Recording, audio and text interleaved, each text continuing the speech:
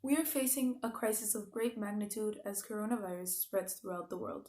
Quarantine, while necessary from an epidemiological point of view, affects the well being of everyone involved. We might feel this isolation as a loss of freedom. We might also experience anxiety, boredom, frustration, and even anger, but mostly stress and uncertainty of not knowing when this is going to end. However, we believe that these negative effects of quarantine are just a product of our mindset. What would happen if instead of letting them consume us, we start to mitigate them? In this way, we will become the active participants of our personal circumstances, and by increasing our agency, we will stop being just victims.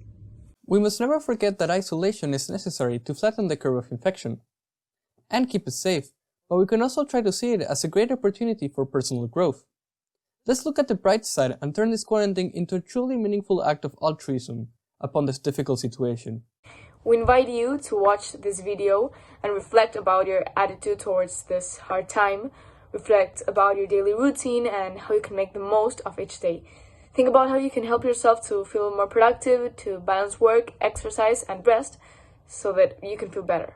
As students, we understand how hard this process of change has been for all of you, feeling overwhelmed with tasks, modules, deadlines, and notifications. However, if you feel like this, remember to speak to your teachers so that they can help you. We all felt lost at the beginning and we all miss our friends, so it's important that we support each other. However, also think about ways to help others and make their quarantine better. Maybe calling your grandparents to make sure they're okay, or helping your parents with chores around the house. Anything you know will make another person happy. We hope this message motivates you to have the best possible quarantine. Do not doubt reaching out to us if you have any suggestions or need anything.